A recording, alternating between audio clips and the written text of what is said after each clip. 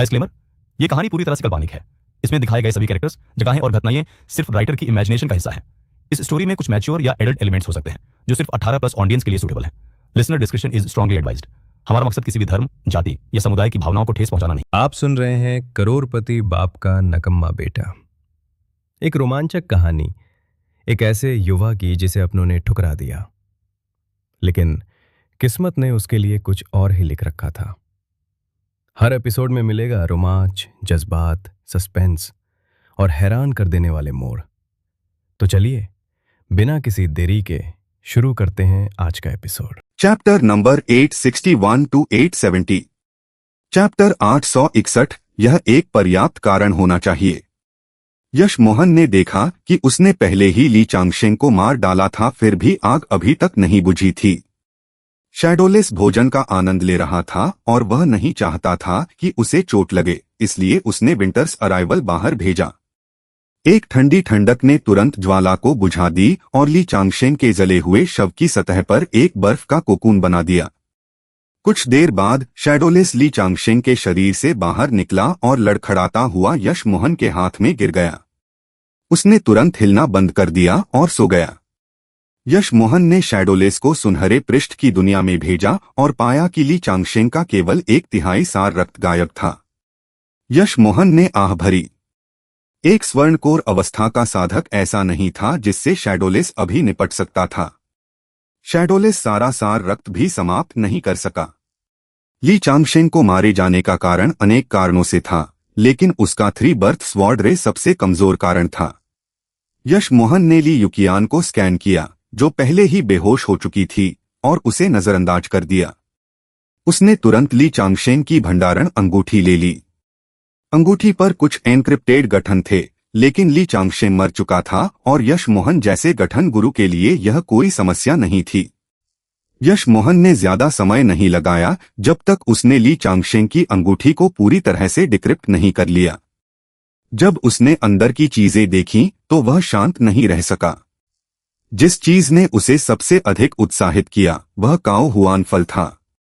यहां तक कि एक स्पष्ट जेड बॉक्स में भी यह बहुत आकर्षक था। अनगिनत आध्यात्मिक पत्थर थे। चाइना फार्मास्यूटिकल्स से उसने जो कमाई की थी उसकी तुलना करने पर भी वे ली चांगशेंग की तुलना में कुछ भी नहीं थे। 10 मिलियन निम्नस्तरीय आध्यात्मिक पत्थर और लगभग 1 मिलियन मध्यस्तरीय आध्यात्मिक पत्थर थे। हालांकि यश मोहन को सबसे अधिक खुशी तब हुई जब उसने अंदर 1000 शीर्षस्तरीय आध्यात्मिक पत्थर देखे। इसके अलावा 10 से अधिक साधना जेड पट्टिकाएं थीं। यश मोहन ने उन्हें आकस्मिक रूप से पलटा। उनमें कुछ साधना विधियां और तलवार क्षमताएं, साथ ही उच्च स्तरीय गोलियां दर्ज थीं। कम से कम 6 आध्यात्मिक उपकरण और कुछ सामग्रियां भी थीं। यश मोहन ने खुशी से ली चांगशेंग की अंगूठी ली। यह अच्छा व्यवसाय था। उसने ली चांगशेंग को एक अग्नि गोले से जला दिया और ली युकियान को देखा। उसे नहीं पता था कि उसके साथ क्या करना है। अगर वह क्रूर होता तो उसे मारकर उसकी अंगूठी ले लेता। फिर भी यश मोहन वास्तव में ऐसा नहीं कर सकता था, मुख्यतः क्योंकि उसने सोंग यांगजू और यशिका मोहन के साथ काफी अच्छा व्यवहार किया था। हालांकि वह उसे थोड़ा नीचा देखती थी। यह महसूस करते हुए कि वह अभी भी सोंग यांगजू और यशिका मोहन की गुरु थी, यश मोहन ने एक लोटस लाइफ गोली निकाली और उसे दी। लोटस लाइफ गोली पुनर्प्राप्ति के लिए एक दुर्लभ गोली थी, लेकिन उसने जो बनाई थी वह काफी निम्न गुणवत्ता की थी। हालांकि यह फिर भी उसे जगा सकती थी। यश मोहन के पास भी ज्यादा नहीं बची थी, अब उसके पास केवल 3 बची थीं।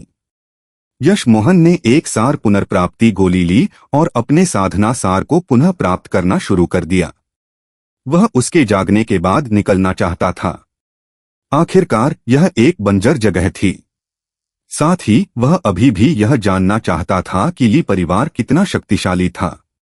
उसने ली परिवार के 3 सदस्यों को मार डाला था। अगर उन्हें इसके बारे में पता चल गया तो वे उसे कभी नहीं छोड़ेंगे। ली युकियान लोटस लाइफ गोली लेने के तुरंत बाद जाग गई और उसने यश मोहन को देखा जो दूर नहीं था।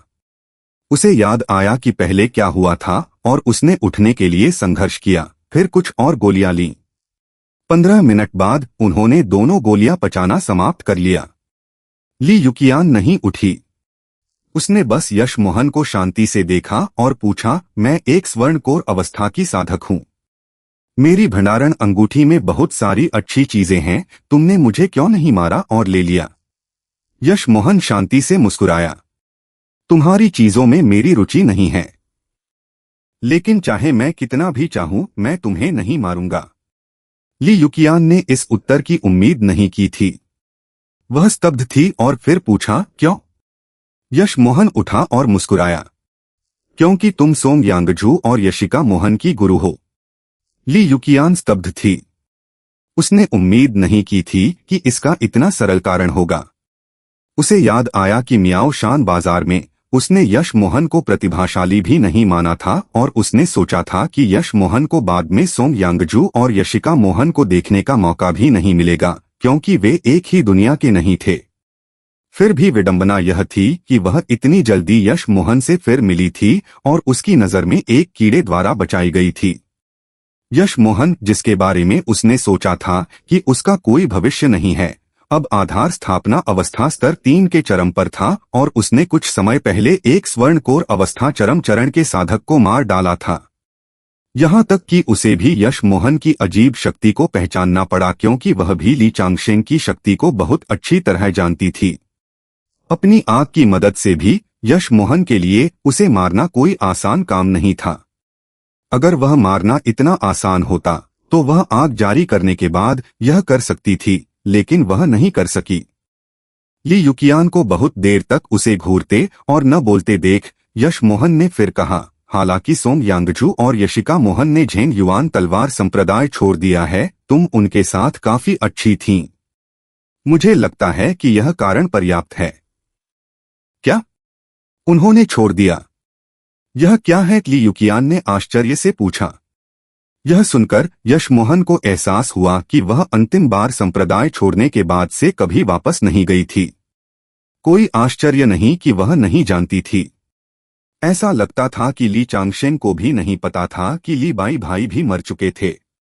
यश मोहन ने कहा, क्योंकि मैंने ली बैलिन को मारा और ली बैसेन को नाराज किया। फिर मैंने ली बैसेन को मारा, इसलिए मैं केवल उन्हें लेकर भाग सकता था। क्या? तुमने ली बैसेन को मार डाला? ली युकियान को तुरंत एहसास हुआ कि यश मोहन ने ली परिवार के 3 कुलीन सदस्यों को मार डाला था। यश मोहन ने उसे सब कुछ बताया। ली युकियान ने यह सुना और बहुत देर तक चुप रही। एक आधार स्थापना अवस्था के साधक के लिए उन्हें बाहर ले जाना असुविधाजनक है। अगर तुम मुझ पर विश्वास करते हो तो उन्हें ले जाओ और मेरे साथ संप्रदाय वापस आओ। मैं उनकी सुरक्षा की गारंटी दे सकती हूं। यश मोहन ने खुद से ठंडा मुस्कुराया। वह अपनी सुरक्षा की गारंटी नहीं दे सकती थी। ली चांगशेन ने खुद कहा था कि संप्रदाय जल्द ही ली परिवार द्वारा चलाया जाएगा। ली युकियान ने यश मोहन की भावनाओं पर ध्यान दिया और सादी मुस्कान दी। क्या तुम सोचते हो कि ली परिवार संप्रदाय पर हमला करेगा? हमारा संप्रदाय कई पीढ़ियों से चला आ रहा है।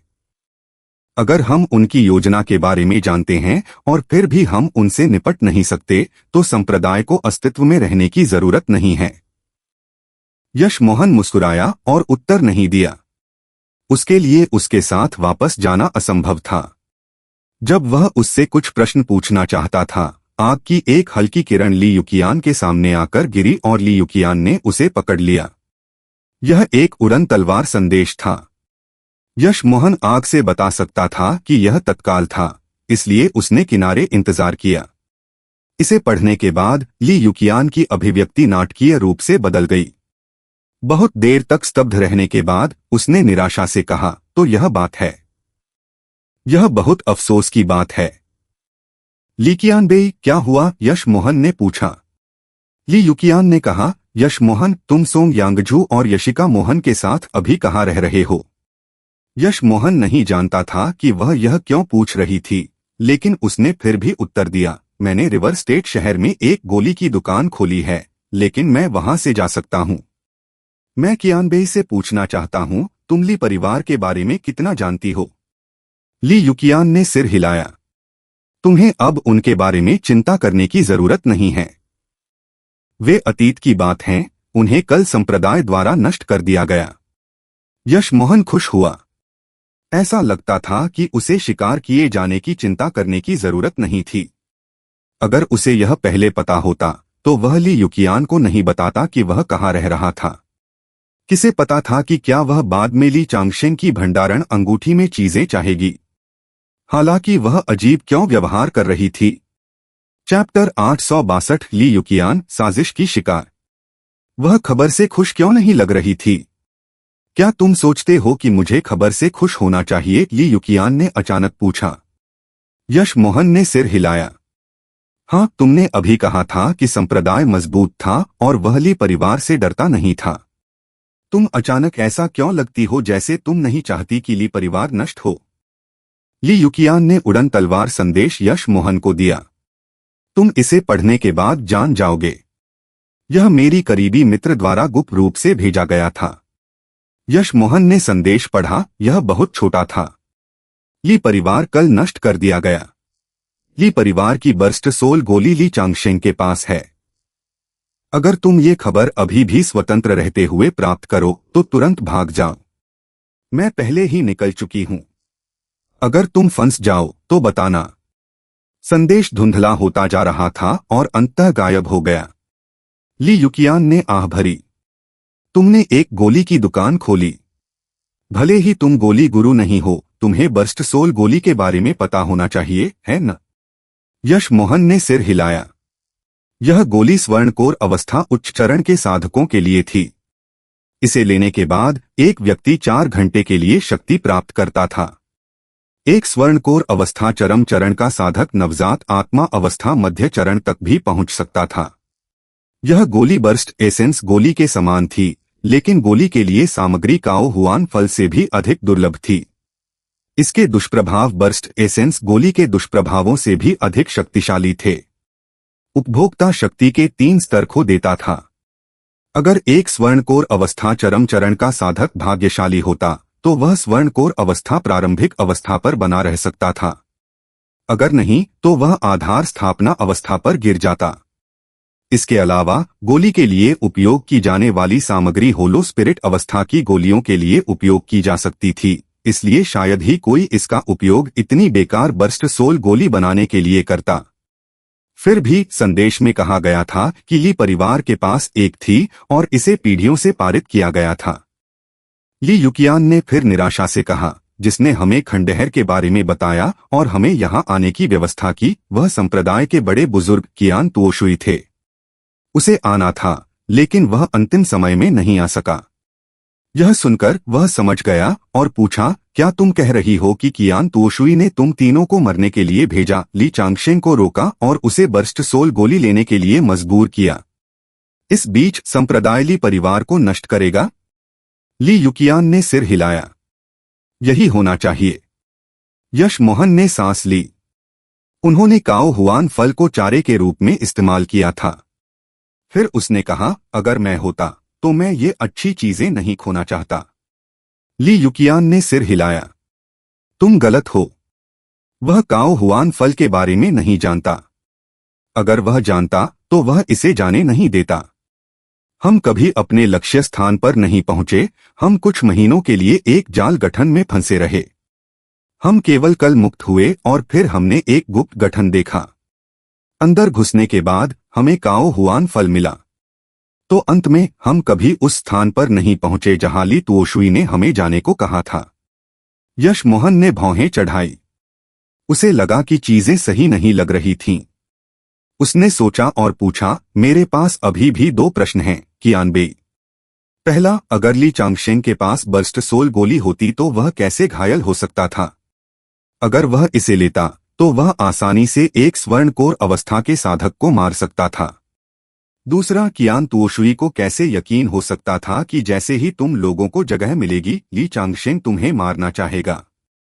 ली युकियान ने कहा, दुनिया में हर चीज की भविष्यवाणी कौन कर सकता है? उसकी नजर में जेन फेई और हान मु क्रमशः स्वर्णकोर अवस्था चरम चरण और उच्च चरण पर थे। मेरी मध्य चरण चरम शक्ति के साथ ली चांगशेन कभी सफल नहीं होता अगर उसने बर्स्ट सोल गोली नहीं ली होती। उसने उम्मीद नहीं की थी कि हम उसके द्वारा प्रदान किए गए खंडहर को नहीं ढूंढ पाएंगे, बल्कि इसके बजाय हमें काओ हुआन फल मिलेगा। उसने यह भी उम्मीद नहीं की थी कि ली चांगशेन इतना चालाक और निर्णायक होगा।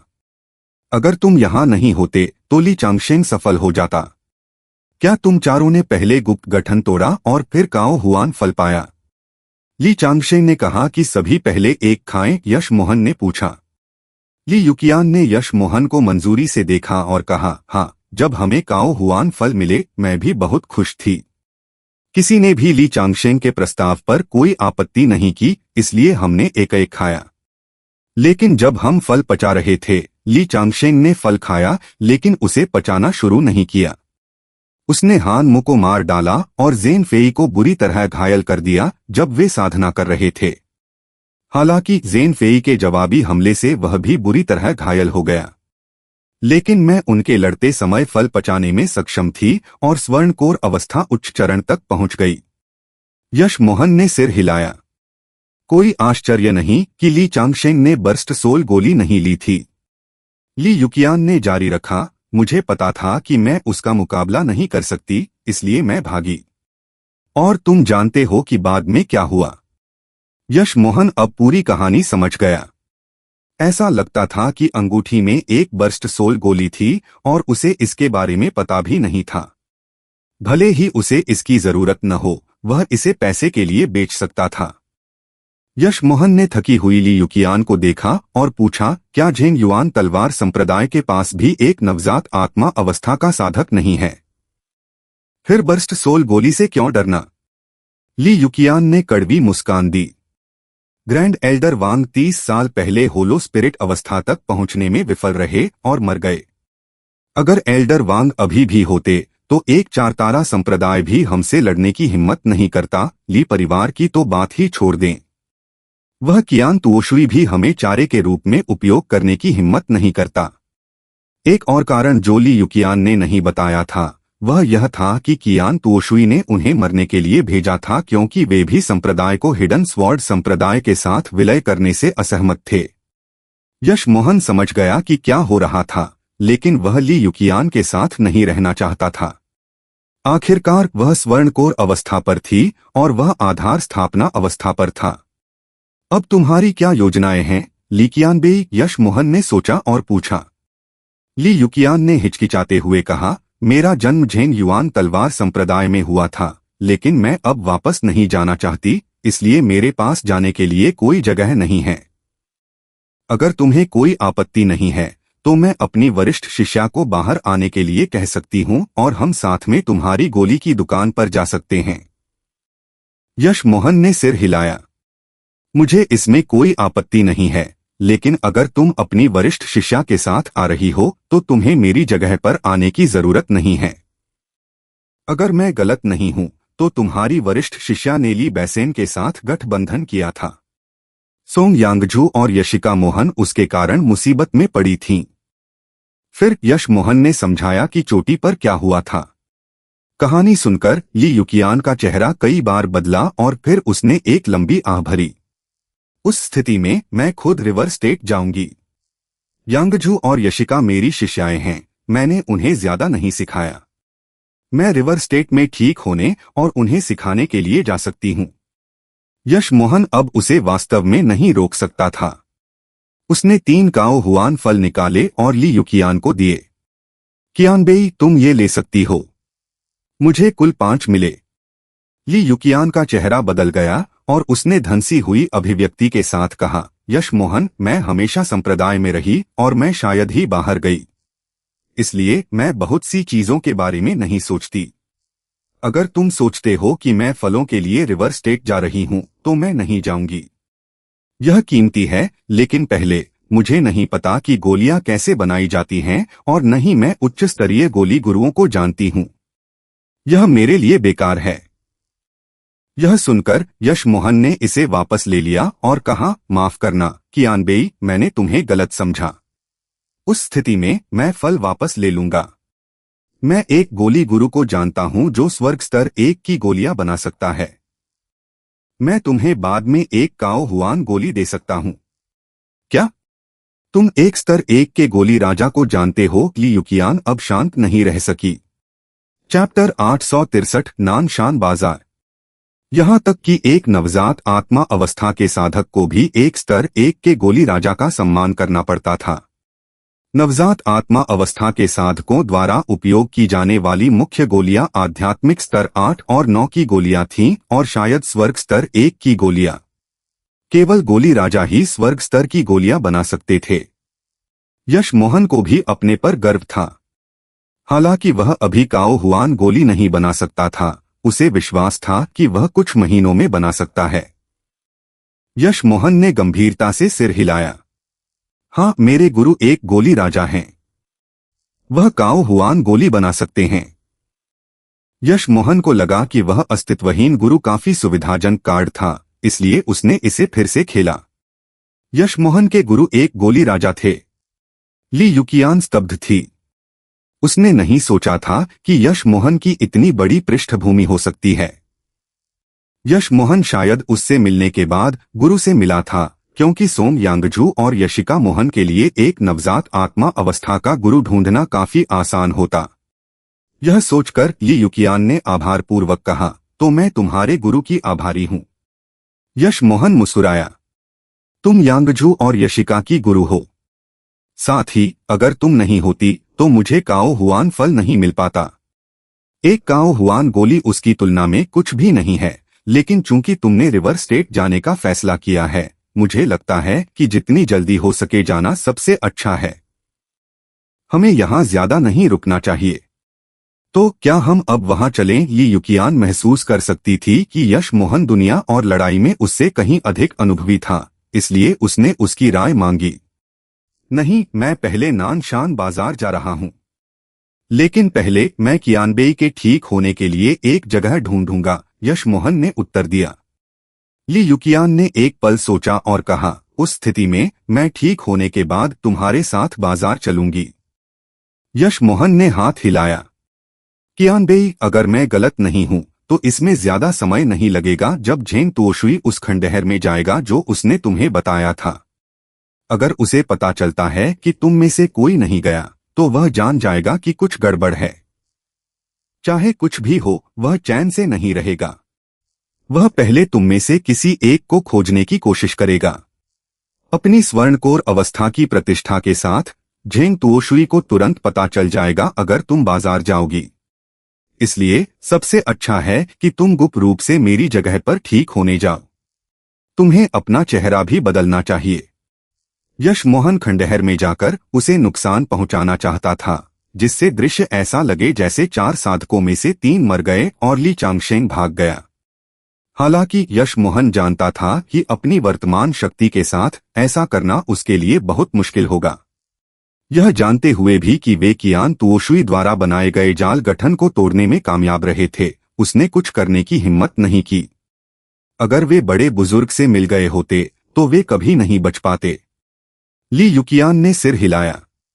उन्होंने अपना सामान पैक किया और जल्दी से चले गए। आधे दिन बाद वे युद्ध स्थल से 1 लाख किलोमीटर से अधिक दूर थे। ली युकियान काफी बुरी तरह घायल थी, इसलिए यश मोहन के पास उसके ठीक होने का इंतजार करने के अलावा कोई विकल्प नहीं था।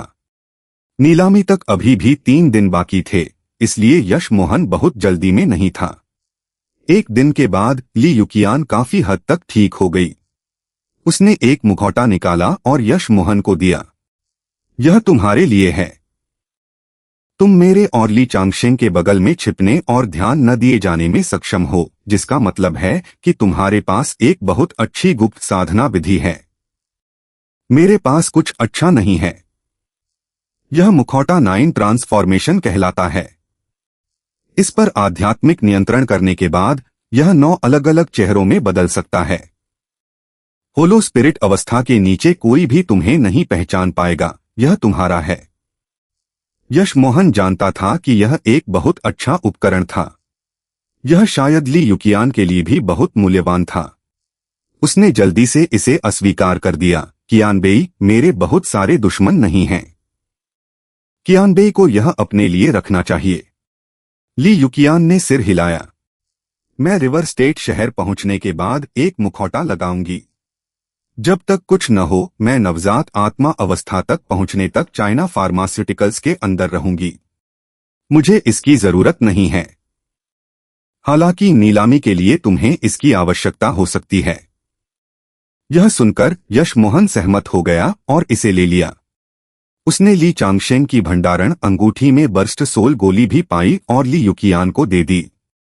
ली युकियान को पता था कि यह यश मोहन के लिए ज्यादा उपयोगी नहीं था, इसलिए उसने इसे ले लिया और दोनों साधक अपने अपने रास्ते चले गए। यश मोहन को नानशान बाजार पहुंचने में केवल 1 दिन लगा। यह जगह किसी संप्रदाय के स्वामित्व में नहीं थी। यह एक बड़े पैमाने के साधना बाजार में विकसित हो गया था। ऐसा कहा जाता था कि एक नवजात आत्मा अवस्था चरम चरण का साधक इस जगह की रक्षा करता था, इसलिए हर कोई वहां सौदे करने में बहुत सुरक्षित महसूस करता था। कोई भी नवजात आत्मा अवस्था चरम चरण के साधक को नाराज करने की हिम्मत नहीं करता था। यश मोहन रात भर रुकने के लिए एक होटल खोजने की योजना बना रहा था, लेकिन क्योंकि वह बहुत देर से आया था, कई होटल भरे हुए थे। साधना घर भी थे, लेकिन यश मोहन सिर्फ एक रात के लिए एक किराए पर नहीं लेने वाला था। यह बहुत खर्चीला था। जब यश मोहन 8वें होटल में गया, अंततः उसे रिसेप्शनिस्ट द्वारा बताया गया कि एक कमरा उपलब्ध है। हालांकि कमरा अन्य कमरों से दोगुने से अधिक महंगा था। यह 50 आध्यात्मिक पत्थर प्रति रात था। ठीक है, तो मैं यह कमरा ले लूंगा। अचानक किसी ने कहा, क्या यहाँ शीर्ष गुणवत्ता वाले कमरे हैं? आवाज तीखी और अभिमानी थी। यश मोहन मुड़ा तो उसने 20 की दशक में एक सुंदर महिला को देखा। उसने गुलाबी पोशाक पहनी थी और उसकी त्वचा गोरी थी। उसके बाल तितली के आभूषणों के साथ खूबसूरती से बंधे थे। वह सोंग यांगजू से भी अधिक सुंदर थी।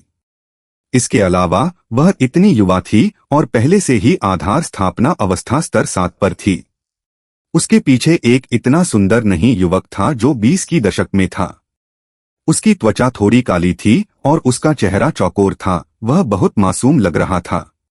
वह लड़की के पीछे चला, लेकिन उसने बात नहीं की। हालांकि वह भी आधार स्थापना अवस्था स्तर 7 पर था। वेटर लड़की की सुंदरता से हिल गया और उसे प्रतिक्रिया करने में कुछ समय लगा।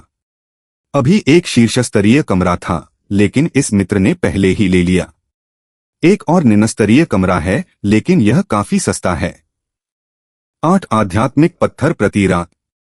यश मोहन ने यह सुना और सोचा कि रिसेप्शनिस्ट ने उसे इसके बारे में भी क्यों नहीं बताया। वह 42 आध्यात्मिक पत्थर बचा सकता था। अंतर केवल कमरों के अंदर आध्यात्मिक ऊर्जा के स्तर में था। यह सुनकर महिला ने तुरंत यश मोहन को देखा और कहा, मुझे अपना शीर्षस्तरीय कमरा दे दो, तुम निम्नस्तरीय कमरा ले सकते हो। अगर महिला ने विनम्रता से पूछा होता तो यश मोहन निश्चित रूप से सहमत हो जाता। फिर भी उसने ऐसे बात की जैसे वह शीर्षस्तरीय कमरे में रहने की हकदार है, जबकि वह निम्नस्तरीय कमरे में रहने के लायक है। बिना सोचे उसने काउंटर पर 50 आध्यात्मिक पत्थर फेंके। मुझे आराम करने की जरूरत है। जल्दी करो और प्रक्रिया पूरी करो।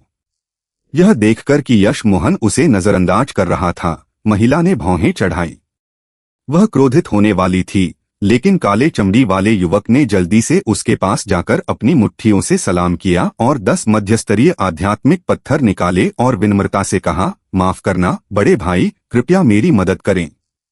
यह एक छोटी राशि है, लेकिन यश मोहन मुस्कुराया और मध्यस्तरीय आध्यात्मिक पत्थर और अपने सिक्के वापस ले लिए और रिसेप्शनिस्ट को 8 निम्नस्तरीय आध्यात्मिक पत्थर दिए। इस भाई के खाते में मैं निम्नस्तरीय कमरे में रहूंगा। चैप्टर 864 स्टार सैंड प्राप्त करें।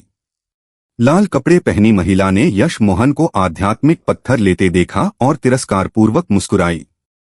वह यश मोहन का मजाक उड़ाने ही वाली थी कि काले चेहरे वाले युवक ने कहा, सर, चूंकि इस बड़े भाई को शीर्षस्तरीय कमरा नहीं चाहिए, क्या आप हमें दे सकते हैं?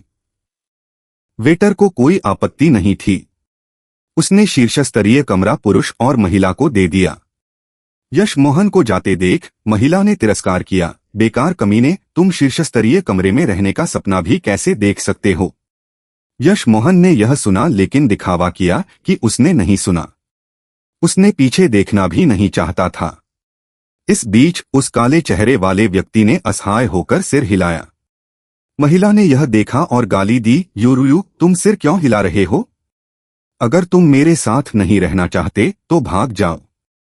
उस व्यक्ति ने सावधानी से उत्तर दिया, हैडान, अंकल ने कहा था कि साधना क्षेत्र में बहुत सारे गुरु हैं। हमें बाहर लोगों को नाराज करने से बचना चाहिए। महिला कमरे में चली गई और युवक को नजरअंदाज कर दिया। हालांकि यह एक निम्नस्तरीय कमरा था, यश मोहन बहुत संतुष्ट था। इसमें आध्यात्मिक संग्रह गठन नहीं था, लेकिन इसमें बाकी सब कुछ था। पास के आध्यात्मिक संग्रह गठनों के कारण इसमें अभी भी काफी आध्यात्मिक ऊर्जा थी। 8 आध्यात्मिक पत्थर पैसे के लायक थे। यश मोहन ने तुरंत साधना शुरू कर दी। उसने कुछ और रक्षा गठन बनाए और कुछ लाभसार गोलियां लीं।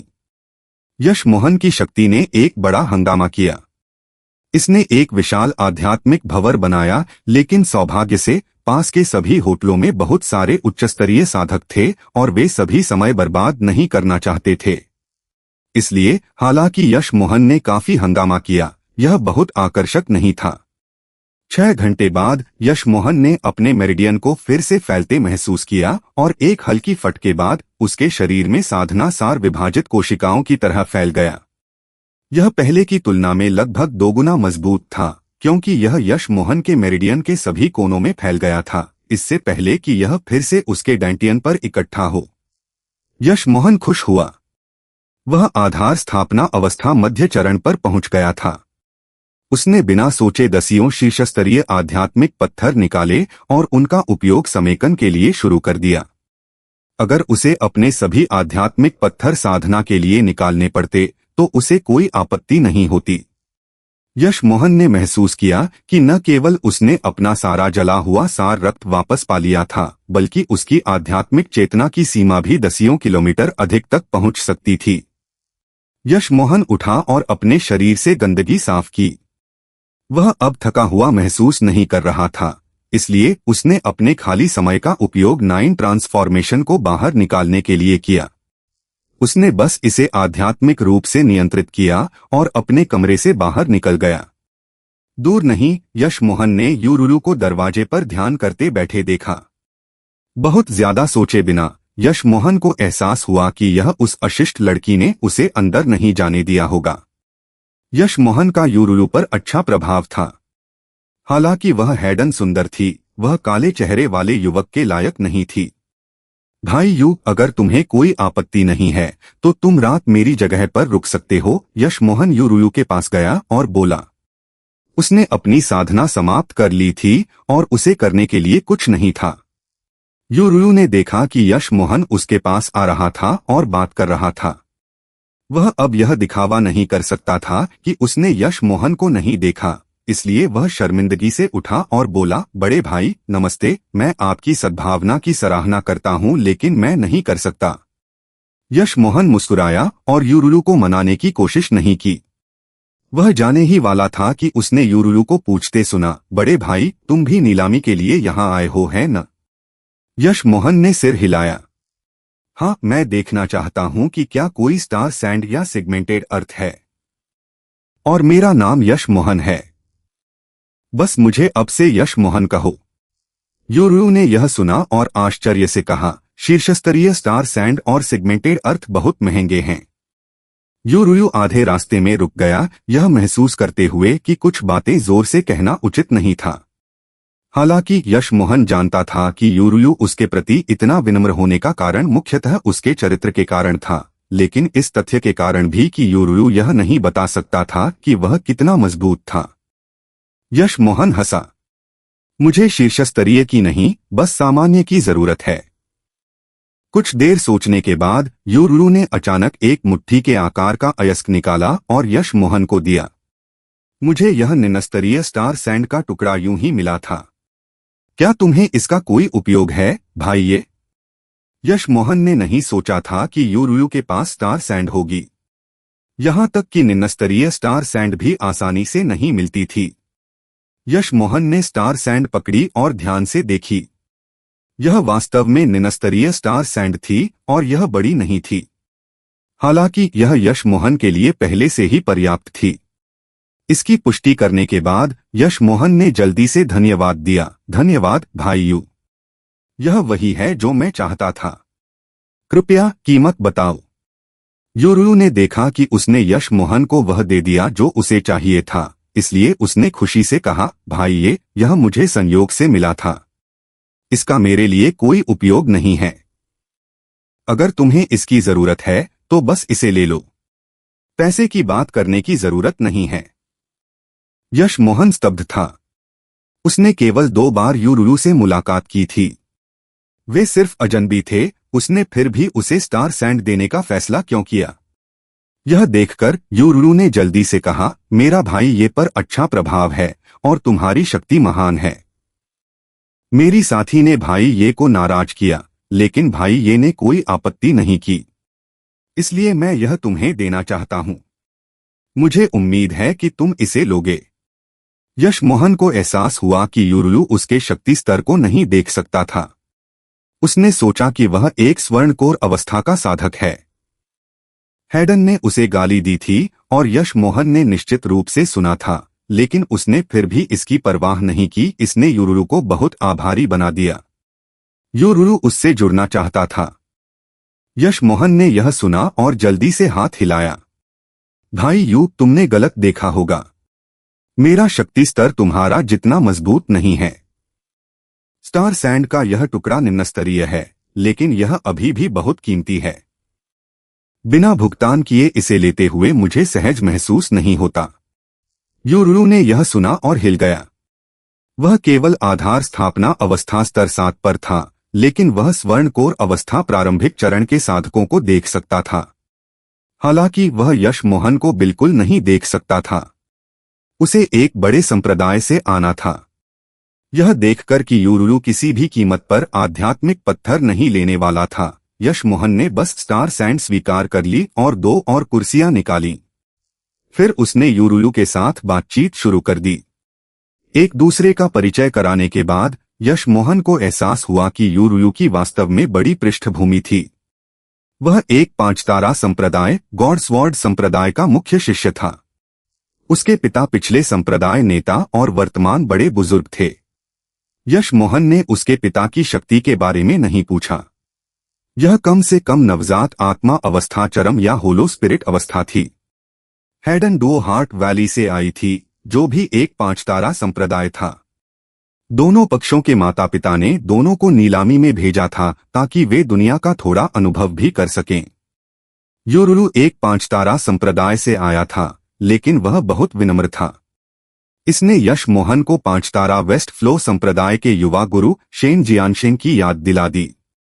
वह अत्यंत अहंकारी था और अगर वे स्थानांतरित नहीं हुए होते तो वह और लावण्या उसके हाथों मर जाते। उसने उनके संप्रदाय को भी नष्ट कर दिया। शेन जियानशेन के बारे में सोचते समय यश मोहन को अंतहीन हत्या की प्रवृत्ति थी।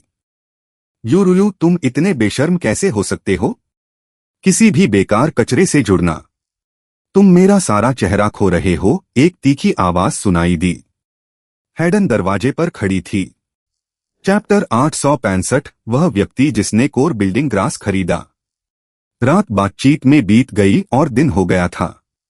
यूरू ने हैडन के शब्द सुने और जल्दी से यश मोहन से कहा, माफ करना भाई। यश मोहन शांति से मुस्कुराया। वह इस बात की परवाह नहीं करने वाला था कि उस महिला ने यूरू के खाते पर क्या कहा। उसने हाथ हिलाया। भाई यू, एक मित्र के रूप में मैं तुम्हें एक सलाह दूंगा। समुद्र में बहुत सारी मछलियां हैं। फिर यश मोहन जाने के लिए मुड़ा। यूरू ने यह समझ लिया और हैडन ने भी यह सुना, लेकिन जब तक उसने प्रतिक्रिया दी, यश मोहन पहले ही जा चुका था। हैडन का सुंदर चेहरा गुस्से से लाल था।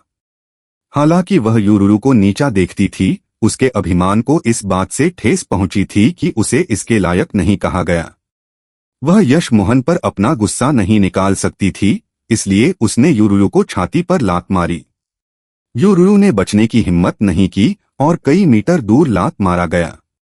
वह सीढ़ियों से नीचे गिर गया। यश मोहन ने यह दृश्य अपनी आध्यात्मिक चेतना से देखा और सिर हिलाया। यश मोहन ने 9 ट्रांसफॉर्मेशन पहना और नीलामी में जाने से पहले एक मध्यम आयु के व्यक्ति में बदल गया। नीलामी वास्तव में काफी व्यस्त थी। प्रवेश द्वार लोगों से भरा था। कोई सीमा नहीं थी, इसलिए जब तक आपके पास आध्यात्मिक पत्थर थे आप जा सकते थे। प्रवेश शुल्क 1000 निम्नस्तरीय आध्यात्मिक पत्थर था। लोग जहां चाहे बैठ सकते थे, लेकिन एक साधारण कमरे की कीमत 10,000 आध्यात्मिक पत्थर थी। एक उच्चस्तरीय कमरे के लिए 1,00,000 आध्यात्मिक पत्थर और एक अत्यंत भव्य कमरे के लिए 300,000 आध्यात्मिक पत्थर। यश मोहन ने बस एक साधारण कमरे के लिए 10,000 निम्नस्तरीय आध्यात्मिक पत्थर खर्च किए। कमरा साधारण था, लेकिन अंदर जाने के बाद यश मोहन इससे खुश था। यह छोटा नहीं था और कोई डिस्प्ले गठन के माध्यम से नीलामी बोर्ड देख सकता था। हालांकि कोई रूम सर्विस नहीं थी। अगर आप चाहते थे कि एक महिला साधक आपकी सेवा करे, तो आपको 1,00,000 आध्यात्मिक पत्थर वाले कमरों या उससे अधिक में जाना होता था। यश मोहन ने सावधानी से अपनी आध्यात्मिक चेतना बाहर भेजी और पाया कि वह केवल खुली जगह में बैठे लोगों को देख सकता था, लेकिन कमरों से किसी को नहीं। यश मोहन ने यह भी पाया कि उच्च स्तरीय कमरों में बेहतर आध्यात्मिक चेतना परिरक्षण गठन थे। यश मोहन ने तुरंत सोचा कि क्या उसे एक बेहतर आध्यात्मिक चेतना परिरक्षण गठन बनाना चाहिए। उसके पास कौशल और सामग्री थी। बस इसी समय एक मजबूत आध्यात्मिक चेतना ने उसके कमरे को स्कैन किया और बिना किसी रुकावट के उसमें से गुजरी। आध्यात्मिक चेतना बहुत मजबूत थी। यह कम से कम एक नवजात आत्मा अवस्था के साधक से थी। हालांकि जिस तरह से उसने बिना चिंता के सभी के कमरे को स्कैन किया, यश मोहन बता सकता था कि यह व्यक्ति पहले से ही होलो स्पिरिट अवस्था पर हो सकता है। यश मोहन ने हिचकिचाहट नहीं की और एक आध्यात्मिक चेतना परिरक्षण गठन बनाना शुरू कर दिया। वह नहीं चाहता था कि लोग उसके कमरे को इतनी आसानी से स्कैन करें। लगभग 15 मिनट में यश मोहन ने एक साधारण आध्यात्मिक चेतना परिरक्षण गठन समाप्त कर लिया। यह गठन होलो स्पिरिट अवस्था की आध्यात्मिक चेतनाओं को नहीं रोक सकता था, लेकिन कमरे के मूल गठन के साथ यह नवजात आत्मा अवस्था की आध्यात्मिक चेतनाओं को रोकने के लिए पर्याप्त था। नीलामी अब शुरू हो गई थी, इसलिए यश मोहन को और गठन बनाना बंद करना पड़ा। उसने अपने खाली समय में कुछ और गठन डिस्क बनाने का मन बना लिया था। उसके साथ वह बस एक निकाल सकता था और उसका उपयोग कर सकता था, शुरू से सब कुछ करने के बजाय। जैसे ही यश मोहन बैठा, कुछ और आध्यात्मिक चेतनाओं ने स्कैन किया, लेकिन उन सभी को उसके गठन ने रोक दिया। यह अब 300,000 आध्यात्मिक पत्थर वाले कमरे जितना सुरक्षित था। 30 की दशक में एक सुंदर महिला मंच पर उठी और सभी को मुस्कुराई। यह नीलामी नानशान बाजार द्वारा आयोजित की जाती है। यू और मिंग कियानबेई साथ ही में नीलामी की मेजबानी करेंगे। मैं लियू यान हूं। मुझे उम्मीद है कि हर कोई इस नीलामी से वह प्राप्त कर सकता है जो आप चाहते हैं। हम हर चीज के लिए मध्यस्तरीय आध्यात्मिक पत्थरों का उपयोग करेंगे, इसलिए कृपया मध्यस्तरीय आध्यात्मिक पत्थरों का उपयोग करके बोली लगाएं। ठीक है, चलो शुरू करते हैं। यश मोहन ने देखा कि महिला कम से कम स्वर्णकोर अवस्था उच्च चरण पर थी। यश मोहन ने उसके पीछे 2 बूढ़ों का अध्ययन करने की हिम्मत नहीं की। उनके स्वभाव से वे कम से कम नवजात आत्मा अवस्था के साधक थे। नानशान बाजार वास्तव में शक्तिशाली था। कोई भी उसे आसानी से मार सकता था। यश मोहन ने अन्य कमरों को स्कैन नहीं किया क्योंकि वह जानता था कि वहां उससे कमजोर कोई नहीं होगा। लियू यान ने गदा जैसे उपकरण से खटखटाया और कहा, सब लोग, आज की पहली वस्तु गेंग मेटल एसेंस है। शुरुआती बोली 10,000 मध्यस्तरीय आध्यात्मिक पत्थर है। प्रत्येक वृद्धि 1,000 से कम नहीं होनी चाहिए। लियू युआन ने गेंग मेटल एसेंस का टुकड़ा उठाया। यह 2 मुट्ठियों के आकार का था। यश मोहन ने आह भरी। जो उसने छोटी दुनिया से खरीदा था वह एक टोकरी के आकार का था, फिर भी उसने इसे केवल कुछ सोने से खरीदा था। गेंग मेटल एसेंस के विभिन्न प्रकार के उपयोग थे। इसका उपयोग आध्यात्मिक और जादू उपकरण बनाने के लिए किया जा सकता था। जल्द ही इसे 15,000 आध्यात्मिक पत्थरों में खरीदा गया। अगली 2 वस्तुएं आध्यात्मिक उपकरण थीं, दोनों 50,000 से अधिक मध्यस्तरीय आध्यात्मिक पत्थरों में बिकीं। यश मोहन को एहसास हुआ कि वह भाग्यशाली था कि उसे ली चांगशेंग की अंगूठी मिली, या वह अपनी कमाई के साथ कुछ भी नहीं खरीद पाता। जब एक आध्यात्मिक स्तर 2 की साधना विधि 500,000 आध्यात्मिक पत्थरों में बिकी तो भीड़ शोर मचा रही थी। यश मोहन को एहसास हुआ कि उसने बहुत जल्दी खुशी मनाई थी। उसके पास केवल लगभग 2 मिलियन मध्यस्तरीय आध्यात्मिक पत्थर और 10 मिलियन निम्नस्तरीय आध्यात्मिक पत्थर थे। यह मूल्य में लगभग 3 मिलियन मध्यस्तरीय आध्यात्मिक पत्थर था। यश मोहन केवल आशा कर सकता था कि सेगमेंटेड अर्थ बहुत महंगी नहीं होगी या वह इसे खरीद नहीं पाएगा। अब हम इस नीलामी में सबसे अधिक मांग वाली वस्तुओं में से एक को नीलाम करने जा रहे हैं। आपने सही अनुमान लगाया। Core building grass. इसकी शुरुआती कीमत 1 मिलियन है। प्रत्येक वृद्धि 10,000 से कम नहीं होनी चाहिए। इसके साथ दृश्य जंगली हो गया। यश मोहन केवल आह भर सकता था, वह बिल्कुल भी इसके लिए लड़ नहीं सकता था। कोर बिल्डिंग ग्रास साधना बढ़ाने वाली गोली के लिए मुख्य सामग्री में से एक थी। यह बहुत दुर्लभ थी। यह एक स्तर 5 की आध्यात्मिक जड़ी बूटी थी। साधना बढ़ाने वाली गोली आधार स्थापना अवस्था चरम के साधकों के लिए स्वर्ण कोर अवस्था तक पहुंचने के लिए एक गोली थी। कुछ अन्य गोलियां भी ऐसा कर सकती थीं, लेकिन साधना बढ़ाने वाली गोली निस्संदेह सबसे अच्छी में से एक थी। एकमात्र कठिनाई यह थी कि इसे बनाने के लिए एक स्तर 7 के आध्यात्मिक गोली गुरु की आवश्यकता थी। आध्यात्मिक स्तर 6 और 7 के बीच केवल एक स्तर का अंतर था, लेकिन कुछ लोग अपने पूरे जीवन काल में यह कदम कभी नहीं उठा पाते थे। यान झेंग पहले से ही स्तर 6 के आध्यात्मिक गोली गुरु होने के लिए उसका बहुत सम्मान करता था। अगर उसे पता होता कि यश मोहन स्तर 8 या 9 की गोलियां भी बना सकता है, तो वह निश्चित रूप से यश मोहन के साथ काफी बेहतर व्यवहार करता। यह केवल एक पल बाद था और कीमत पहले ही 1.5 मिलियन तक बढ़ चुकी थी। यश मोहन ने बिल्कुल भी बोली नहीं लगाई, यह जानते हुए कि वह इसे वहन नहीं कर सकता। इस नीलामी में बहुत सारे आधार स्थापना अवस्था के साधक थे, लेकिन कीमत बढ़ाने वाले स्वर्ण कोर अवस्था के साधक या यहां तक कि नवजात आत्मा अवस्था के साधक थे। वे निश्चित रूप से इसे अपने लिए नहीं खरीद रहे थे। अगर उनके संप्रदाय या परिवार के पास एक और स्वर्ण कोर अवस्था का साधक होता, तो उनकी शक्ति काफी बढ़ जाती। 2 मिलियन, एक कर्कश आवाज सुनाई दी। यश मोहन ने सावधानी से अपनी आध्यात्मिक चेतना बाहर भेजी और पाया कि जिस व्यक्ति ने इस कीमत का दावा किया था, वह भी एक कम कीमत वाले कमरे से आया था। चैप्टर 866 पर्याप्त आध्यात्मिक पत्थर नहीं। यश मोहन आवाज से बता सकता था कि यह एक महिला की थी। यश मोहन अपनी आध्यात्मिक चेतना को अंदर स्कैन नहीं कर सका, क्योंकि यह स्वर्ण कोर अवस्था या उससे कम की आध्यात्मिक चेतनाओं को ढाल सकता था। इतनी बड़ी वृद्धि के बाद किसी ने भी कोर बिल्डिंग हर्ब के लिए बोली नहीं लगाई और महिला को अंततः यह मिल गया। यश मोहन को पछतावा था। अगर वह उस महिला को जानता होता, तो शायद वह उसके साथ साधना बढ़ाने वाली गोली बनाने के लिए बातचीत कर सकता था और उन्हें आधा आधा मिल सकता था। जड़ी बूटी के बाद अगली कुछ वस्तुएं सामान्य थीं, इसलिए दर्शक धीरे धीरे फिर से शांत हो गए। अगली नीलामी की जाने वाली वस्तु एक अज्ञात मूल की एक पत्थर की स्टूल है। कोई नहीं जानता कि यह सीट किस चीज से बनी है। मैं केवल बता सकती हूं कि यह कुछ खास है। मुझे उम्मीद है कि खरीदार भाग्यशाली होगा। अगर कुछ गलत होता है तो नीलामी आयोजक जिम्मेदार नहीं होंगे। शुरुआती बोली 1 लाख आध्यात्मिक पत्थर है। प्रत्येक वृद्धि 10,000 से कम नहीं होनी चाहिए। लियू याओ ने मेज पर एक पत्थर की स्टूल रखी। इसे संभालना मुश्किल और भारी लग रहा था। हालांकि यश मोहन उत्साह में लगभग कूद पड़ा। जैसे ही लियू याओ ने इसे बाहर निकाला, उसकी अंगूठी में पत्थर की स्टूल हिलने लगी थी। उसे पत्थर की स्टूल छोटी दुनिया में मिली थी। उसे पहली बार गुरु तियानजे से मिली थी, जिसने इसे गलती से पीछे छोड़ दिया था। वह अभी भी समझ नहीं पाया था कि यह क्या था।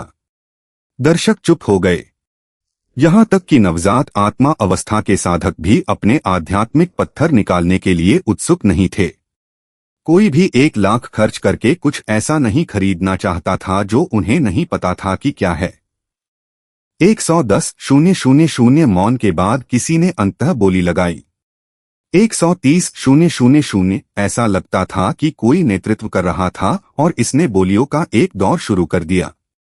150,000 170,000 यह केवल एक पल था, लेकिन कीमत पहले ही 200,000 से अधिक हो गई थी। यश मोहन निराश था। वह जानता था कि उसे बोली लगानी ही होगी। 500,000 यश मोहन ने पुकारा। यश मोहन भूल गया कि वह जितना निराश होता उतना ही लोग सोचेंगे कि यह चीज प्रासंगिक थी। 600,000 किसी और ने बोली लगाई। यश मोहन हिल गया। उसे एहसास हुआ कि वहां बहुत सारे अमीर लोग थे। उसकी संपत्ति वास्तव में उनकी तुलना में कुछ भी नहीं थी। यहां तक कि यश मोहन ने भी रुक गया। वह बता सकता था कि अब बोली लगाने का समय नहीं था, उसे दर्शकों के शांत होने तक इंतजार करना था। लियू यान ने उम्मीद नहीं की थी कि पत्थर की स्टूल इस कीमत तक पहुंचेगी। उसने मीठी मुस्कान दी। यह अज्ञात पत्थर की स्टूल 600 के तक पहुंच गई है। किसी को इस बात का एहसास हो गया होगा कि यह किसी प्रकार का खजाना है। हालांकि मैं भी चाहती हूं कि बोली लगाने वाला हमें बताए कि यह क्या है। मुझे पता है कि यह असंभव है। यश मोहन उस पर क्रोधित हो गया जब उसने अचानक कहा, ठीक है, चूंकि एक व्यक्ति ने इसे पहचान लिया, क्या एक दूसरा व्यक्ति भी इसे पहचानेगा? यह अब 600,000 है। क्या कोई उच्च कीमत है? केवल एक अवसर है। हालांकि किसी और ने बोली नहीं लगाई और दृश्य कुछ देर के लिए शांत हो गया। लियू यान ने फिर कहा, 600,000 के लिए पहली बार। कोई और बोली। दूसरी बार किसी ने पुकारा, 700,000 750,000 800,000 जल्द ही बोलियों के नए दौर ने कीमत 1 मिलियन तक पहुंचा दी। यश मोहन को पहले की जड़ी बूटी से उतनी परवाह नहीं थी, लेकिन उसे पत्थर की स्टूल की सच में परवाह थी। उसे विश्वास था कि यह बहुत असाधारण थी। अगर वह इसे नहीं पा सका तो उसे बहुत पछतावा होगा। कीमत 1 मिलियन पर रुक गई। लियू याओ अपने प्रेरक कौशल से बहुत संतुष्ट थी। ठीक है, 1 मिलियन पहली बार। क्या कोई उच्च कीमत है? यदि नहीं तो आप पत्थर की स्टूल जो भाग्य ला सकती है उसे खो देंगे, लियू याओ ने कहा। 1.01 मिलियन, यश मोहन शांत होकर बोला। 1.2 मिलियन, पिछले बोली लगाने वाले ने असंतुष्ट दिखते हुए पुकारा। यश मोहन ने अपनी आध्यात्मिक चेतना बाहर भेजी, लेकिन वह बोली लगाने वाले के कमरे में प्रवेश नहीं कर सका। उसी समय दसियों आध्यात्मिक चेतनाओं ने यश मोहन पर स्कैन किया। यह देखना चाहते थे कि वह किस प्रकार का बोली लगाने वाला था। फिर भी जिस बात ने उन्हें हिलाया वह यह थी कि हालांकि इस साधक के पास सबसे निम्न स्तरीय कमरा था, उनकी आध्यात्मिक चेतना उसमें प्रवेश नहीं कर सकती थी। 1.21 मिलियन, यश मोहन ने जोड़ा। 1.3 मिलियन। 1.31 मिलियन, यश मोहन ने फिर से जोड़ा। 1.5 मिलियन। 1.51 मिलियन। ऐसा लगता था कि दोनों पक्ष क्रोधित थे। लियू यान ने दो बोली लगाने वालों के बीच दुश्मनी को बढ़ाने के लिए टिप्पणियां करती रहीं। जब यश मोहन ने 2.51 मिलियन पुकारा तो साधक अंततः क्रोधित हो गया और दहाड़ा, 3 मिलियन। अगर तुम अभी भी बोली लगाना चाहते हो तो यह तुम्हारा है। मैं हिडन स्वॉर्ड संप्रदाय का फेई सिजियांग हूं। अगर तुम्हें पत्थर की स्टूल मिल गई तो मुझे बहुत खुशी होगी। यश मोहन चुप हो गया। उसे फेई सिजियांग की धमकी से डर नहीं लगा, लेकिन उसके पास केवल 3 मिलियन आध्यात्मिक पत्थर थे। फिर भी अब उसके पास फेई सिजियांग को पत्थर की स्टूल मिलते देखने के अलावा कोई विकल्प नहीं था। यश मोहन को अपनी शक्ति में सुधार करते समय आध्यात्मिक पत्थरों के महत्व का भी एहसास हुआ। हालांकि वह एक आधार स्थापना अवस्था के साधक के लिए काफी धनी था, उसके आध्यात्मिक पत्थर वास्तव में धनी लोगों की तुलना में कुछ भी नहीं थे। वह दोनों चीजें जो वह खरीदना चाहता था ले ली गईं।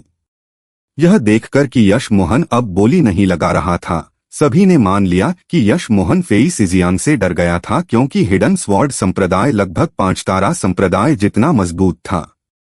फेई सिजियांग इस बात से बहुत नाखुश था कि उसे पत्थर की स्टूल खरीदने के लिए 3 मिलियन खर्च करने पड़े। नीलामी के बाद वह उस आदमी को सबक सिखाएगा। पत्थर की स्टूल न मिलने के बावजूद यश मोहन को पता चल गया था कि फेई सिजियांग हिडन स्वॉर्ड संप्रदाय से था, इसलिए उसने मन बना लिया एक बार जब उसके पास पर्याप्त शक्ति होगी तो वह पहली जगह हिडन स्वॉर्ड संप्रदाय जाएगा। उसे पत्थर की स्टूल अवश्य मिलनी चाहिए। यहां तक कि लियू यान ने भी उम्मीद नहीं की थी कि कोई यादृच्छिक पत्थर की स्टूल 3 मिलियन मध्यस्तरीय आध्यात्मिक पत्थरों में बिकेगी। यह अब तक की नीलामी की सबसे ऊंची कीमत वाली वस्तु थी। चैप्टर 867 जंग लगी हैकिंग तलवार। लियू यान ने फिर एक साधना विधि निकाली और कहा, यह एक तलवार क्षमता है जिसे इल्यूजन क्लाउड कहा जाता है, लेकिन यह अपूर्ण है। इसका केवल 1/3 हिस्सा बचा है और इसकी श्रेणी स्पष्ट नहीं है। Illusion cloud. यश मोहन ने यह सुना और ली परिवार की तलवार क्षमता को याद किया। अगर यह वही थी तो उसके लिए इसका कोई उपयोग नहीं था। उसे ली चांगशेन को मारने के बाद एक जेड पट्टिका भी मिली थी जिसमें इल्यूजन क्लाउड 6 स्ट्राइक दर्ज थी। वह इसे देखने की जहमत भी नहीं उठा सकता था। लियू यान ने कहा, तलवार क्षमता का केवल अंतिम तिहाई हिस्सा बचा है, अब तक इसे साधना करना असंभव रहा है। शुरुआती बोली 20,000 आध्यात्मिक पत्थर है। प्रत्येक वृद्धि 1,000 से कम नहीं होनी चाहिए। यश मोहन ने इसके बारे में सोचा। क्या इल्यूजन क्लाउड तलवार क्षमता ली परिवार से नहीं बल्कि कहीं और से आई थी? ये परिवार की भी अपूर्ण थी। यश मोहन को इल्यूजन क्लाउड 6 स्ट्राइक की शक्ति का प्रत्यक्ष अनुभव था। यह 3 बर्थ स्वॉर्ड रे से कमजोर नहीं थी। टी बैसेन द्वारा उपयोग की गई भंवर तलवार ऊर्जा का बचाव करना बहुत मुश्किल था। अगर यश मोहन के पास 3 बर्थ स्वॉर्ड रे नहीं होता तो वह इसे नहीं रोक पाता। हालांकि यश मोहन को इसमें रुचि नहीं थी क्योंकि यह एक धारी तलवार की क्षमता थी, 2 धारी नहीं। 21,000 यश मोहन ने फिर से बोली लगाई। वह अभी भी जानना चाहता था कि क्या यह उससे जुड़ी थी जो उसे मिली थी। अधिकांश साधक 2 धारी तलवार क्षमताओं की साधना करते थे। यह तलवार क्षमता अपूर्ण थी और यह बाद का हिस्सा था जिसे साधना नहीं किया जा सकता था, इसलिए यश मोहन के बोली लगाने के बाद किसी ने बोली नहीं लगाई। अंततः तलवार क्षमता उसकी हो गई। जब यश मोहन को तलवार क्षमता मिली और उसने जांच की तो उसने पाया कि यह इल्यूजन क्लाउड 6 स्ट्राइक के अंतिम 3 वार थे। वह खुश हुआ। 21,000 आध्यात्मिक पत्थरों में इसे खरीदना बहुत लायक था। इसे वास्तव में इल्यूजन क्लाउड 9 स्ट्राइक कहा जाता था। यश मोहन को लगा कि अगर उसने इल्यूजन क्लाउड 9 स्ट्राइक सीख ली तो उसकी युद्ध शक्ति काफी भयानक स्तर तक बढ़ जाएगी। पूर्ण संस्करण अपूर्ण संस्करण से 10 गुना अधिक मजबूत था। हालांकि उसकी उड़न तलवार बहुत निम्नस्तरीय थी। तलवार क्षमता प्राप्त करने के बाद यश मोहन ने एक अच्छी एकधारी तलवार प्राप्त करने का फैसला किया। निम्नलिखित वस्तुओं में यश मोहन की कोई रुचि नहीं थी। वहां आध्यात्मिक जड़ी बूटियां और अयस्क थे जिनकी नवजात आत्मा अवस्था के साधकों को भी आवश्यकता थी, लेकिन यह ऐसी चीज नहीं थी जिसे यश मोहन खरीद सकता था। यश मोहन ने केवल एक और चीज खरीदी जो एक स्तर 4 की आध्यात्मिक जड़ी बूटी यिन लियान फूल के 10 टुकड़े थे। यह स्टैलाग्माइट लाभ गोली के लिए एक पूरक सामग्री थी, लेकिन केवल इसकी कीमत 10,000 आध्यात्मिक पत्थर थी। जब यश मोहन ने सोचा कि उसे और इंतजार करना होगा, लियू यान ने सेगमेंटेड अर्थ का एक टुकड़ा निकाला। सब लोग, हम सेगमेंटेड अर्थ के एक टुकड़े की नीलामी करने जा रहे हैं। हर कोई जानता है कि यह गठन स्थापित करने के लिए आदर्श है। बहुत से लोग उपकरण बनाने के लिए भी इसका उपयोग करते हैं।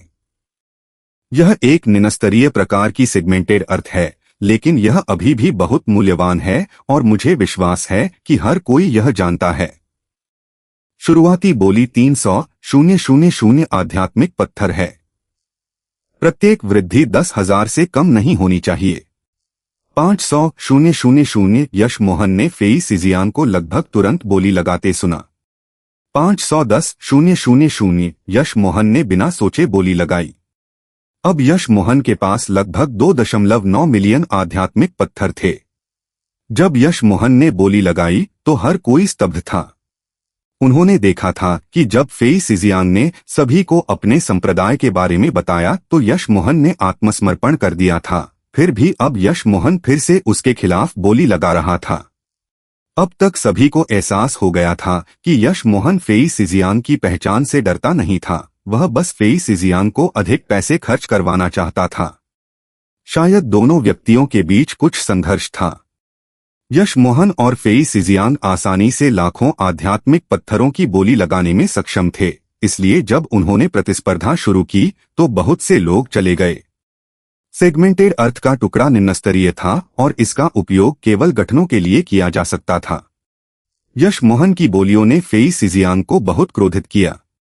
उसने कुछ समय पहले सोचा था कि यश मोहन उससे डरता है, लेकिन अब ऐसा लग रहा था कि वह एक जोकर था। वह व्यक्ति हर बार 10,000 अतिरिक्त बोली लगा रहा था ताकि उसके साथ खिलवाड़ कर सके, जिससे वह अधिक पैसे खर्च करे। शायद वह व्यक्ति इस बात पर हंस रहा था कि वह कितना मूर्ख है।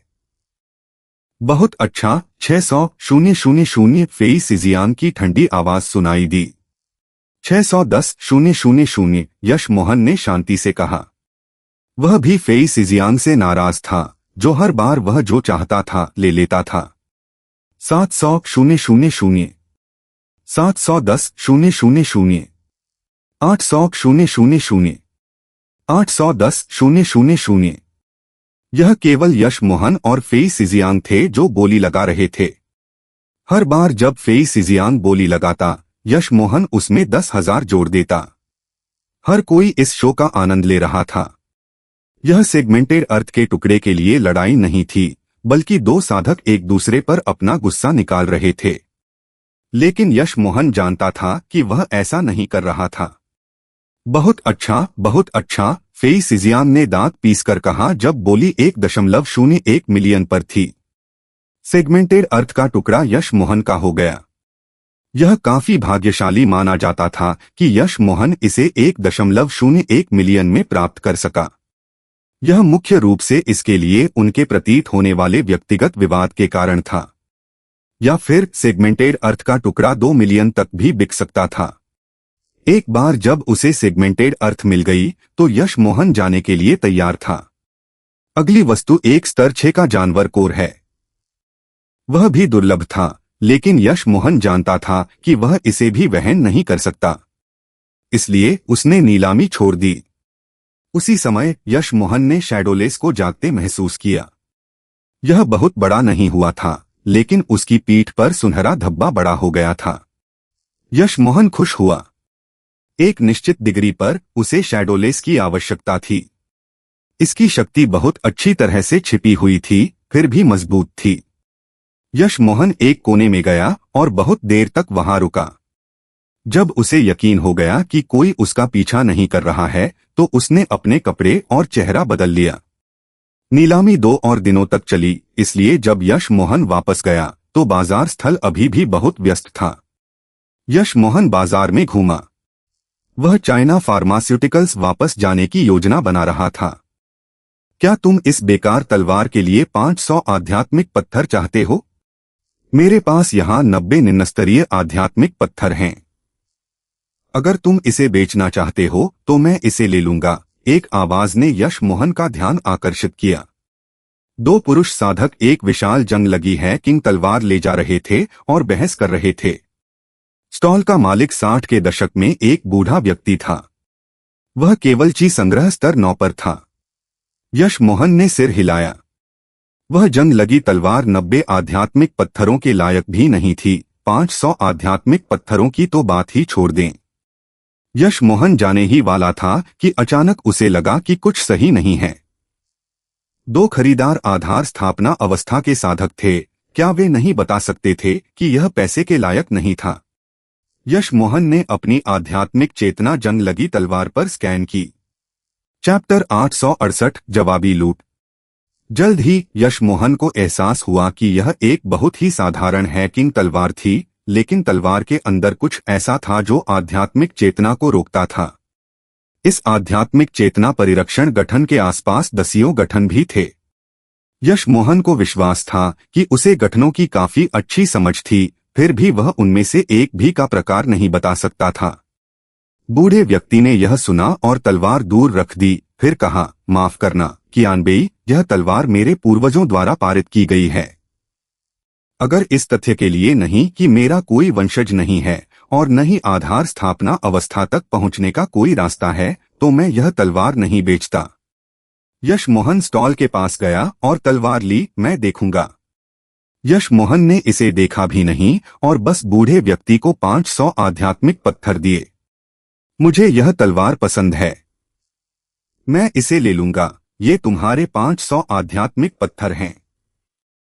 जब बूढ़े व्यक्ति ने स्तब्धता में आध्यात्मिक पत्थर पकड़े, एक आधार स्थापना अवस्था के साधक ने यश मोहन को रोका और कहा, मित्र, हमने यह तलवार पहले देखी थी, तुम्हें इसे खरीदने का क्या अधिकार है?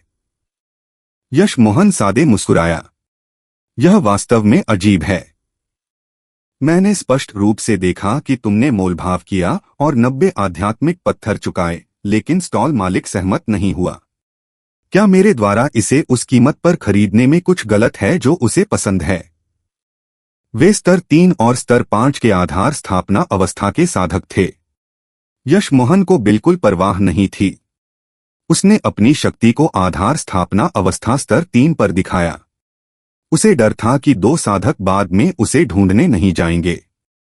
अगर वे जाते तो वह कुछ चीजें जान पाता। उसकी आध्यात्मिक चेतना फाल्स कोर स्तर पर थी। वह देख सकता था जो 2 आधार स्थापना अवस्था के साधक नहीं देख पाते थे। चूंकि दोनों व्यक्ति तलवार के अंदर आध्यात्मिक चेतना परिरक्षण गठन को नहीं देख सकते थे, वे इसे क्यों चाहते थे? यश मोहन यह जानना चाहता था। अन्यथा अगर वह नहीं चाहता तो वे उसे नहीं ढूंढ पाते। स्तर 5 के साधक ने ठंडा मुस्कुराया, तुम्हारे अनुसार किसी को मोलभाव करने की जरूरत नहीं है। जब लोग अभी भी व्यवसाय पर चर्चा कर रहे हों तो तुम पैसे के साथ जो चाहो ले सकते हो। फिर उसने देखने वाली भीड़ के चारों ओर देखा और अपनी मुट्ठी से सलाम किया। मित्रों, क्या ऐसा काम करता है? मैं इस स्टॉल मालिक के साथ व्यवसाय पर चर्चा कर रहा था, लेकिन इस व्यक्ति ने 500 आध्यात्मिक पत्थर फेंके और बस तलवार ले ली। उसे कैसे पता कि मैं 500 आध्यात्मिक पत्थर नहीं चुकाने वाला था? मैं 500 आध्यात्मिक पत्थर निकालने की योजना बना रहा था। हमें पहले कौन आया, इसके आधार पर आदेश का सम्मान करना चाहिए, है ना? किसी ने हस्तक्षेप करने की हिम्मत नहीं की। जिसके पास अधिक पैसे थे वह तलवार का हकदार था। हर कोई जानता था कि उस आधार स्थापना अवस्था के साधक ने 500 आध्यात्मिक पत्थर निकालने की योजना नहीं बनाई थी। यश मोहन अचानक हंसा। चलो कहते हैं कि तुम सही हो, तो मैं एक नीलामी में बहुत कमाऊंगा। जब कोई चीज बाहर आती है तो मैं पहली बोली लगाऊंगा। तुम्हारे तर्क के अनुसार मैंने पहली बोली लगाई, इसलिए कोई और बोली लगाने की जहमत नहीं उठाएगा क्योंकि वस्तु पहले बोली लगाने वाले की है। तुम्हारा तर्क वास्तव में समझ में आता है। सभी हंसने लगे। हालांकि यश मोहन ने सच्चाई को थोड़ा मोड़ा था, यह फिर भी उचित था। आधार स्थापना अवस्था के साधक का चेहरा लाल था। उसने ठंडा मुस्कुराया, लोग नीलामी में प्रतिस्पर्धा कर सकते हैं। तुमने मुझे बोली लगाने का मौका भी नहीं दिया। तुमने बस इसे लिया और चले गए। यश मोहन का चेहरा अचानक गंभीर हो गया और उसने सिर हिलाया। तुम सही हो, बहुत अच्छा। तुम बोली लगाना शुरू कर सकते हो। मैं 500 आध्यात्मिक पत्थरों की बोली लगाता हूं। अगर तुम अधिक बोली लगाते हो तो यह तुम्हारी है। आधार स्थापना अवस्था का साधक स्तब्ध था। उसने नहीं सोचा था कि यश मोहन अचानक इतनी आसानी से बात करने लगेगा और उसे बोली लगाने देगा। लेकिन एक पल की झिझक के बाद उसने कहा, मैं 550 की बोली लगाता हूं, चाहे कुछ भी हो, उसे तलवार मिलनी ही थी। यश मोहन ने कहा, 1000। दोनों साधकों ने उम्मीद नहीं की थी कि यश मोहन एक बार में इतना अधिक जोड़ देगा, लेकिन उन्होंने फिर भी दांत पीसकर बोली लगाई, 1100, 2000। यशमोहन जानता था कि जब उसने 2000 की बोली लगाई तो उसने अपना लक्ष्य प्राप्त कर लिया था। दोनों व्यक्तियों ने यशमोहन को आकस्मिक रूप से 1000 आध्यात्मिक पत्थर जोड़ते देखा और महसूस किया कि उनके लिए कीमत बढ़ाना जारी रखना व्यर्थ था। यशमोहन केवल स्तर 3 के आधार स्थापना अवस्था पर था, लेकिन वह पहले से ही बहुत धनी था। इसके अलावा वह तलवार। दोनों साधकों ने एक दूसरे पर नजर डाली और कुछ नहीं कहा। यशमोहन अब निश्चित हो सकता था कि वे उसका पीछा करेंगे। यशमोहन ने स्टॉल मालिक को और 1500 आध्यात्मिक पत्थर दिए और चला गया। दोनों व्यक्ति भी चले गए और यशमोहन विपरीत दिशा में चला गया। वे एक शांत कमरे में गए और अपना रूप बदलना शुरू कर दिया। स्तर 3 के साधक ने चिंतित होकर कहा, मार्शल भाईगू, वह व्यक्ति इतनी युवा उम्र में आधार स्थापना अवस्था पर है और उसके पास इतने सारे आध्यात्मिक पत्थर हैं। क्या तुम सोचते हो कि उसकी कोई बड़ी उत्पत्ति हो सकती है? मार्शल भाईगू ने ठंडा मुस्कुराया, तुम क्या सोचते हो? अगर उसकी कोई बड़ी उत्पत्ति होती तो क्या वह भंडारण बैग का उपयोग करता? उसे शायद कुछ भाग्य मिला था। वह हैकिंग तलवार हमारे भविष्य से संबंधित है। हमें उसे किसी भी कीमत पर जाने नहीं देना चाहिए। इसके अलावा वह केवल आधार स्थापना अवस्था प्रारंभिक चरण पर है। मैं उसे आसानी से मार सकता हूं। यशमोहन बाजार से आकस्मिक रूप से निकला और धीरे धीरे अपनी उड़न तलवार पर उड़ गया। जैसा कि अपेक्षित था, बाजार से लगभग 30 किलोमीटर दूर उड़ने के बाद उसने 2 आधार स्थापना अवस्था के साधकों को देखा, लेकिन उन्होंने मुखौटे पहने हुए थे। लेकिन बिना विशेष जादू उपकरणों के अपनी ऊर्जा बदलने के लिए आध्यात्मिक चेतना आसानी से उनके मुखौटों को स्कैन कर सकती थी। यशमोहन बहुत तेज नहीं गया, लेकिन दोनों व्यक्ति धैर्यवान थे। उन्होंने यशमोहन को बाजार से हजारों मील दूर होने के बाद रोकने के लिए गति बढ़ाई। तुम दोनों क्या चाहते हो? यशमोहन का चेहरा बिल्कुल नहीं बदला।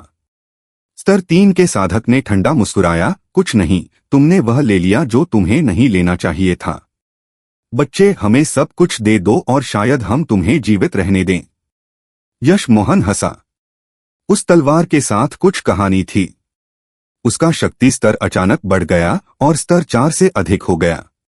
अपनी शक्तिशाली साधना सार और आध्यात्मिक चेतना के साथ वह आसानी से एक आधार स्थापना अवस्था उच्च चरण के साधक की शक्ति स्तर की नकल कर सकता था। दोनों व्यक्तियों ने सोचा था कि यशमोहन सिर्फ एक साधारण आधार स्थापना अवस्था प्रारंभिक चरण का साधक है, लेकिन अब यशमोहन का शक्ति स्तर नाटकीय रूप से बढ़ गया था। वे यशमोहन की शक्ति से जल्दी से पीछे हट गए। तुम एक फाल्स कोर साधक हो, स्तर 5 के साधक ने आश्चर्य से पुकारा। उसे एहसास हो गया था कि उन्हें इस साधक ने फंसाया था।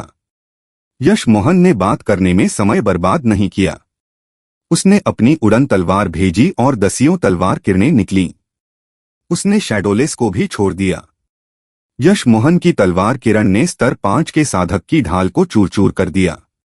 अगले ही पल शैडोलेस उस व्यक्ति का सार रक्त सोख रहा था। यह सब एक पल में हुआ। जब तक स्तर 3 के साधक ने प्रतिक्रिया दी, वह केवल भाग सकता था। हालांकि उसने अभी एक कदम उठाया था और यशमोहन पहले से ही उसके सामने खड़ा था। चैप्टर 869, मैं शो देखने आया हूं। कियानबेई, मुझे गुयुहुओं ने कियानबेई को रोकने के लिए लुभाया था। मैं तुम्हें वह सब कुछ देने को तैयार हूं जो मेरे पास है, बस कियानबेई मुझ पर दया करे। स्तर 3 के साधक ने यशमोहन को अपने साथी को तुरंत मारते देखा था और उनके बीच का अंतर बहुत बड़ा था। यशमोहन ने कहा, मुझे बताओ कि तुम्हें वह तलवार क्यों चाहिए? क्या इसमें कुछ खास है? यशमोहन ने फिर से अपनी उड़न तलवार भेजी, आकाश को तलवार किरणों से ढक दिया और स्तर 3 के साधक पर हमला करने का इंतजार किया। साधक, जो यशमोहन के साथ सौदा करना चाहता था, दृश्य पर कांप गया। वह समझ नहीं पाया कि यशमोहन तलवार किरणों को इस हद तक कैसे नियंत्रित करता था। उसने तुरंत कहा, कियानबेई, गुयुहुओं और मुझे एक प्राचीन खंडहर का नक्शा मिला। हम वहां गए थे, लेकिन हम अंदर नहीं जा सके। दरवाजे की कुंजी एक हैकिंग तलवार है। यशमोहन ने पूछा, तो तुम कह रहे हो कि जो तलवार मैंने अभी खरीदी है वह कुंजी है? दुनिया में लाखों हैकिंग तलवारें हैं। तुम्हें कैसे यकीन हो सकता है कि यह वही है? कियानबेई, उस हैकिंग तलवार में 9 दरारें हैं। साधारण हैकिंग तलवारों में इतनी सारी अर्थहीन दरारें नहीं होती। जो तलवार तुमने खरीदी उसमें वे थीं, इसलिए स्तर 3 का साधक कांप रहा था। वह नहीं जानता था कि यश मोहन उसे बाद में जाने देगा या नहीं। यश मोहन ने वास्तव में अब तक दरारों पर ध्यान नहीं दिया था। निरीक्षण के बाद यश मोहन ने देखा कि प्रत्येक दरार का एक अलग आकार था और दरार के अंदर गठन छिपे हुए थे। नक्शा कहाँ है? यश मोहन ने पूछा। गुयुहों के भंडारण बैग के अंदर। साधक ने झूठ बोलने की हिम्मत नहीं की और जल्दी से उत्तर दिया। यश मोहन ने गुयुहों के बैग की खोज की और वास्तव में अंदर एक प्राचीन नक्शा मिला। यश मोहन ने नक्शे का अध्ययन किया और महसूस किया कि वह वहां गया था। यह ऑल हर्ब्स पर्वत श्रृंखला में था। ऑल हर्ब्स पर्वत श्रृंखला, यश मोहन ने बड़बड़ाया। हाँ, आधार स्थापना अवस्था के गुरु ने जल्दी से उत्तर दिया। सोच रहा था कि यश मोहन उसके साथ क्या करेगा क्योंकि उसका अब कोई मूल्य नहीं था। यश मोहन उदार होने वाला नहीं था। अगर वह दोनों व्यक्तियों का मुकाबला नहीं कर पाता तो वे उसे जीवित नहीं छोड़ते। इसलिए उसके पास भी उन्हें जीवित रखने का कोई कारण नहीं था। इसके अलावा तलवार और नक्शा सभी रहस्य थे। वह एक टिकिंग बम को नहीं छोड़ने वाला था। यश मोहन ने तुरंत तलवार किरणों को सक्रिय किया ताकि इस आधार स्थापना अवस्था के साधक को मार सके और फिर उसका भंडारण बैग ले लिया। यश मोहन अपने फ्लाइंग पाइक पर चढ़ गया, लेकिन उसे तुरंत एहसास हुआ कि उसे तुरंत रिवर स्टेट वापस नहीं जाना चाहिए। उसे वापस जाने से पहले किसी और जगह जाकर टेलीपोर्ट गठन स्थापित करना चाहिए। 2 दिन बाद यश मोहन रिवर स्टेट से 1 लाख किलोमीटर दूर एक अज्ञात पर्वत श्रृंखला में पहुंचा। वह वहां टेलीपोर्टेशन गठन स्थापित करने की योजना बना रहा था क्योंकि उसके पास मौजूद सामग्रियों के साथ वह सबसे दूर 1 लाख किलोमीटर का गठन बना सकता था। यश मोहन ने श्रृंखला में एक दूर की घाटी पाई और एक साधना गुफा खोली। अंदर वह टेलीपोर्टेशन गठन स्थापित करने वाला था। यश मोहन को घाटी में एक छेद करने में आधा दिन लगा, जिसके बाद उसने गठन झंडे बनाना शुरू कर दिया। सौभाग्य से उसने पहले ही अधिकांश झंडे समाप्त कर लिए थे। जिन मुख्य सामग्रियों से उसे निपटना था वे स्टार सैंड और सेगमेंटेड अर्थ थीं। 3 दिन बाद यश मोहन ने टेलीपोर्टेशन गठन स्थापित करना समाप्त कर लिया और पत्थर के कमरे में कुछ गोलियां और आध्यात्मिक पत्थर छोड़ दिए, फिर चला गया। फिर वह घाटी से बाहर निकला और घाटी को फिर से पहले जैसा बना दिया। अंत में यश मोहन निश्चिंत हो सका। अब उसे बस चाइना फार्मास्यूटिकल्स के अंदर पोर्टल के दूसरे हिस्से को स्थापित करने की जरूरत थी। इसके साथ भले ही उसने किसी मजबूत व्यक्ति को नाराज कर दिया, वह सोंग यांगजू और यशिका मोहन को लेकर भाग सकता था। यश मोहन घाटी से निकला और फ्लाइंग पाइक पर चढ़कर रिवर स्टेट शहर की ओर चल पड़ा। वह लगभग 10 दिनों से गया हुआ था और वह बहुत चिंतित था। हालांकि वह बहुत दूर नहीं गया था कि उसने 4 आकृतियों को स्कैन किया। एक सामने और 3 पीछे, सभी उस पर्वत की ओर दौड़ रहे थे जिसमें वह था। यश मोहन को विश्वास था कि सामान्य लोग उसके टेलीपोर्टेशन गठन को बिल्कुल नहीं ढूंढ पाएंगे। आध्यात्मिक ऊर्जा से रहित घाटी में उसके पास बड़ी मात्रा में ध्वनि और आध्यात्मिक अवरोध गठन थे। इसलिए यश मोहन को बिल्कुल परवाह नहीं थी कि वे कहाँ जा रहे थे। वे 2 पुरुष और 2 महिलाएं थे। सामने वाली एक महिला थी और आधार स्थापना अवस्था चरम चरण पर लग रही थी। उसके पीछे 3 लोग भी सभी आधार स्थापना अवस्था चरम चरण पर थे। एक लगभग फाल्स्कोर चरण पर था। भले ही मैं मर जाऊं, यह मत सोचो कि तुम्हें यह मिलेगा, महिला ने क्रोध में पुकारा। उसकी आवाज कर्कश थी और उसे भारी चोटें आई थीं। यश मोहन ने यह सुना और महसूस किया कि यह वह महिला थी जिसने नीलामी में कोर बिल्डिंग हर्ब खरीदी थी। यश मोहन को तुरंत एहसास हुआ कि ये लोग उसका पीछा क्यों कर रहे थे। उसने आह भरी, यह महिला बहुत लापरवाह थी और उसने लोगों को उसे पहचानने दिया। नीलामी के बाद लोगों को यह नहीं पहचानने देना बहुत महत्वपूर्ण था कि आप कौन हैं। फेई सिजियांग ने लोगों को बताया कि वह कौन था क्योंकि उसकी एक मजबूत पृष्ठभूमि थी और लोग उसका सम्मान करते थे। कोर बिल्डिंग हर्ब बहुत दुर्लभ थी, बिटर 10 ईयर्स से भी दुर्लभ। फिर भी यश मोहन अब इसे इतनी बंजर जगह पर मिल गया था। उनका पीछा न करने का कोई कारण नहीं था। इन विचारों के साथ यश मोहन ने भी उनका पीछा किया। चारों साधकों ने तुरंत इस पर ध्यान दिया और महिला और भी तेज दौड़ी। अन्य 3 साधकों ने ठंडा मुस्कुराया। यश मोहन एक छोटा सा आधार स्थापना अवस्था स्तर 4 का साधक था, लेकिन उसने पार्टी में शामिल होने की हिम्मत की। वह मौत मांग रहा था। यश मोहन उनके पीछे चला। आधे दिन में वे पहले ही यश मोहन के गठन से गुजर चुके थे। हालांकि यश मोहन आसानी से उन्हें पकड़ सकता था, वह फिर भी सावधानी से पीछे रहा। यश मोहन उनमें से किसी से नहीं डरता था, लेकिन अगर वे उसके खिलाफ गठबंधन करते तो उसे भागना पड़ता। यह देखकर कि आगे कोई भागने का रास्ता नहीं था, महिला साधक ने रुककर पीछे देखा। उसने अपने बिखरे बालों को पीछे किया और 3 पीछा करने वालों को ठंडी नजर से घूरा। स्तर 4 के व्यक्ति यश मोहन को नजरअंदाज कर दिया। अन्य 3 साधक भी रुक गए, जिससे महिला साधक के चारों ओर एक अर्धवृत्त बन गया। यश मोहन भी रुक गया और बस समूह को घूरता रहा। यश मोहन ने फिर देखा कि जिस महिला को जड़ी बूटी मिली थी वह 40 की दशक में लग रही थी। उसकी त्वचा की स्थिति बहुत अच्छी नहीं थी। कोई बता सकता था कि उसकी साधना की यात्रा कठिन रही थी। उसकी शक्ल औसत थी, लेकिन उसका शरीर बहुत अच्छा था। जहां तक 3 पीछा करने वालों की बात है, एक लंबा व्यक्ति था जो लगभग 2 मीटर लंबा था और लगभग फाल्सकोर चरण पर था। लेकिन उसकी ऊर्जा से यश मोहन बता सकता था कि वह ली बैसेन से बहुत दूर था। दूसरा व्यक्ति छोटा और मोटा था, वह आधार स्थापना अवस्था चरम चरण पर था। महिला 30 की दशक में थी और उसके चेहरे पर मुस्कान थी। वह भागती हुई महिला से बहुत अधिक सुंदर थी। यह देखकर कि महिला रुक गई है, लंबे व्यक्ति ने यश मोहन से ठंडे स्वर में कहा, भागो या मरो। यश मोहन ने उस व्यक्ति पर ठंडा मुस्कुराया और तिरस्कारपूर्वक कहा, तुम खुद को क्या समझते हो? मैं यहाँ रहना चाहता हूँ और शो देखना चाहता हूँ, क्या तुम्हें कोई समस्या है? एकमात्र स्तर 4 के आधार स्थापना अवस्था के साधक को एक फाल्सकोर अवस्था के साधक को गाली देते देख उस व्यक्ति के पीछे के 2 लोगों के साथ साथ सामने वाली महिला स्तब्ध रह गई। वे समझ नहीं पा रहे थे कि यश मोहन को इतनी हिम्मत कहां से मिली। चैप्टर 870 मृत्यु से बचना। तुम मौत मांग रहे हो, लंबे साधक ने क्रोध में दहाड़ा, क्योंकि उसकी शक्ति नाटकीय रूप से बढ़ गई।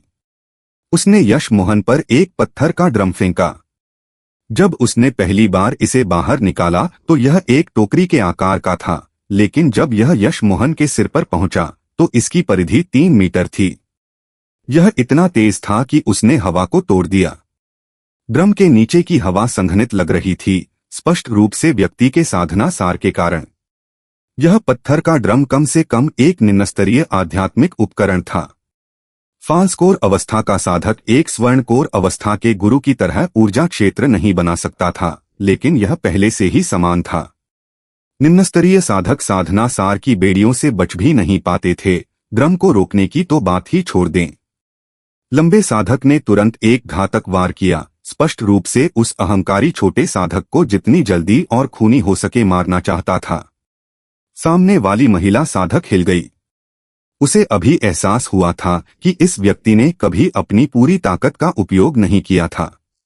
लंबे साधक का पीछा करने वाले पुरुष और महिला की अभिव्यक्तियां भी बदल गईं। उन्हें एहसास हुआ कि उनके साथी ने इस पूरे समय अपनी पूरी ताकत का उपयोग नहीं किया था। वह स्पष्ट रूप से एक अंधेरे उद्देश्य के लिए इसे छिपा रहा था। लंबा साधक क्रोधित था, लेकिन उसने अपनी प्रभुत्व स्थापित करने के लिए अपनी शक्ति भी दिखाई थी। केवल एक कोर बिल्डिंग हर्ब थी और उसने यह संकेत देने के लिए अपना प्रभुत्व दिखाया कि यह उसकी होगी। हालांकि यश मोहन कोई साधारण आधार स्थापना अवस्था स्तर 4 का साधक नहीं था। उसने बर्स्ट एसेंस गोली की मदद से ली बैसेन को मार डाला था, जो उस लंबे साधक से कई गुना अधिक मजबूत था। हालांकि यश मोहन अब भी मजबूत हो गया था। उसने अपनी शक्ति अपनी कड़ी मेहनत से प्राप्त की थी और गोली से मिली शक्ति की तुलना में इसका उपयोग करना बहुत आसान था। अब यह कहा जा सकता था कि यश मोहन की शक्ति वही थी जब उसने बर्स्ट एसेंस गोली का उपयोग किया था। इतने घने साधना सार के साथ वह उस फाल्सकोर अवस्था के साधक से कैसे डर सकता था जो ली बैसेन से कहीं अधिक कमजोर था। यश मोहन ने अपनी शक्ति फोड़ दी और गला घोंटने वाले हमले से मुक्त हो गया। अगले ही पल उसने पहले ही अपनी उड़न तलवार भेज दी थी। तलवार किरण दसियों से सैकड़ों तक चली गई जब तक कि अनगिनत किरणें नहीं बनी और पत्थर के ड्रम से टकराईं। आकाश को हिला देने वाली गड़गड़ाहट सुनाई दी। पत्थर का ड्रम रुक गया था और वह 1 इंच भी नीचे नहीं गिर सकता था। शुरुआत में ड्रम थोड़ा नीचे दबा सकता था, हालांकि जैसे जैसे तलवार किरणें बढ़ती गईं, लंबा साधक ड्रम में कितनी भी आध्यात्मिक चेतना या साधना सार डाले यह बिल्कुल नहीं हिल सकता था। यश मोहन की तलवार किरण अभी भी बढ़ रही थी और नवजात तलवार किरणों ने ड्रम को घेर लिया। कुछ समय बाद पत्थर का ड्रम अंततः तलवार किरणों द्वारा वश में कर लिया जाएगा।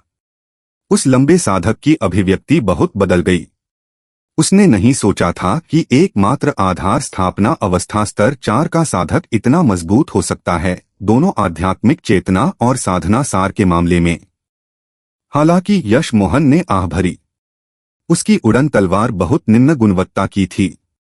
वह अपनी वास्तविक शक्ति का केवल आधे से थोड़ा अधिक उपयोग कर सकता था।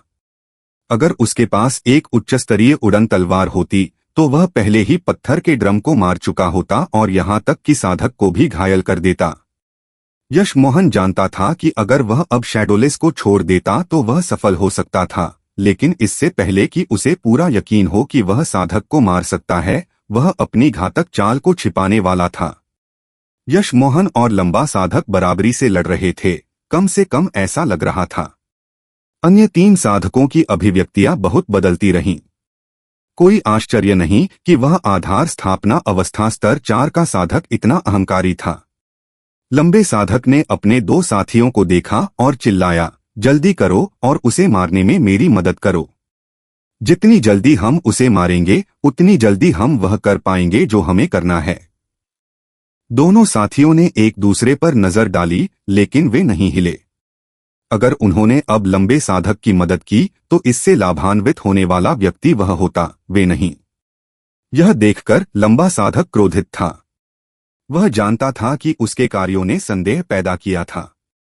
बिना सोचे उसने अपने भंडारण बैग से एक रून निकाला और उस पर सार रक्त थूका। फिर कुछ और मंत्रों के साथ यह अचानक फैल गया। 1 सेकंड के बाद आकाश बिजली से ढक गया था। बिजली की चिंगारियां चॉपस्टिक के आकार की थीं। बिजली तुरंत इकट्ठी हुई, एक विशाल बिजली क्षेत्र बनाया जिसने यश मोहन को घेर लिया। एक स्तर 6 का बिजली रून देखने वाले तीनों लोगों ने एक साथ पुकारा। बिजली के रून बनाना सबसे कठिन था। महिला ने यह देखा और तुरंत भागना शुरू कर दिया। वह जानती थी कि अब सबसे अच्छा समय था। जैसे ही बिजली रून बाहर निकाला गया, दोनों साथियों को एहसास हो गया कि चाहे यश मोहन कितना भी मजबूत आधार स्थापना अवस्था का साधक क्यों न हो, वह निश्चित रूप से मर गया था। दोनों साधकों ने तुरंत महिला साधक को भागने से रोका और वे लड़ने लगे। लंबे साधक ने यह देखा और राहत की सांस ली। उसने एक अत्यंत कीमती बिजली रून बर्बाद कर दिया था, लेकिन यह कोर बिल्डिंग ग्रास की तुलना में कुछ भी नहीं था। यश मोहन बिजली से घिर जाने पर हिल गया। उसने पाया कि वह किसी भी तरह बिजली क्षेत्र से बच नहीं सकता था। जल्द ही बिजली यश मोहन पर गिरने लगी। सबसे छोटी बिजली की चिंगारियों ने पहले ही यश मोहन के शरीर को जलाना शुरू कर दिया था और उसका साधना सार तेजी से उड़ रहा था। तलवार किरणों ने अब ऊपरी हाथ खो दिया था। यश मोहन ने गाली दी, अपने दुश्मन को कम आंकने का पछतावा किया। भले ही उसने शैडोलेस नहीं छोड़ा होता, वह विंटर्स अराइवल का उपयोग कर सकता था। यश मोहन ने बिजली को रोकने के लिए कुछ तलवार किरणों को विभाजित करने की कोशिश की, लेकिन उसके प्रयास व्यर्थ थे। उसकी तलवार किरणें बिजली को रोकने में सक्षम नहीं थीं और इसके बजाय इसे और मजबूत बना दिया। यह देखकर कि उसके बिजली रून ने यश मोहन को वश में कर लिया था और पत्थर का ड्रम मुक्त होने वाला था और यश मोहन को गूदा बना देगा, लंबे साधक ने हंसा। क्रैक क्रैक दो और बिजली की किरणों ने यश मोहन की छाती पर वार किया, उसके कवच को तोड़ दिया और दो गहरे घाव किए। यश मोहन जानता था कि अगर वह सुनहरे पृष्ठ की दुनिया में नहीं गया और ऐसे ही जारी रहा तो वह निश्चित रूप से मर जाएगा। उसने आखिरी 3 लोटस लाइफ गोलियां लीं और जल्दी से ठीक होने के लिए 3 बर्थ चैंट का उपयोग किया। उसी समय उसने शैडोलेस और विंटर्स अराइवल को छोड़ दिया। देर हो चुकी थी, लेकिन उसके पास कोई विकल्प नहीं था। क्रैक क्रैक 3 और बिजली की किरणों ने यश मोहन को मारा। हालांकि जब यश मोहन एक और भी भारी चोट प्राप्त करने के लिए तैयार था, उसने खुशी से पाया कि अगर उसने 3 बर्थ चैंट का उपयोग किया तो बिजली की किरणें उसके द्वारा अवशोषित हो जाती थीं। क्या वास्तव में ऐसा हुआ था? यश मोहन जानता था कि उसके पास एक उत्परिवर्ती बिजली आध्यात्मिक जड़ थी, लेकिन वह किसी कारण से बिजली शैली का जादू नहीं सीख सका। अब वह बिजली शक्ति को अवशोषित कर रहा था। क्या इसका मतलब था कि बिजली शैली के जादू को बिजली में साधना करना पड़ता था? यश मोहन खुश हुआ और शैडोलेस को हमला करने से रोक दिया। उसने बस बिजली को स्वतंत्र रूप से उस पर गिरने दिया। क्रैक क्रैक यश मोहन जानता था कि वह 3 बर्थ चैंट के साथ बहुत कुछ कमा रहा था। उसने अपनी बिजली शक्ति को मजबूत होता महसूस किया। शायद उसे आगे जो करना था वह एक बिजली शैली का हमला ढूंढना था। लंबा साधक कभी अनुमान नहीं लगा सकता था कि यश मोहन के घाव धीरे धीरे ठीक हो रहे थे और उसकी साधना का स्तर बढ़ रहा था। तो दोस्तों, आज के चैप्टर्स यहीं समाप्त होते हैं। बहुत जल्द हम नए और रोमांचक चैप्टर्स के साथ फिर हाजिर होंगे। अगर आपने अभी तक चैनल को सब्सक्राइब और इस कहानी को शेयर नहीं किया है तो हो सकता है आप अगले चैप्टर्स मिस कर दें। आपके प्यार और सपोर्ट के लिए दिल से बहुत बहुत धन्यवाद।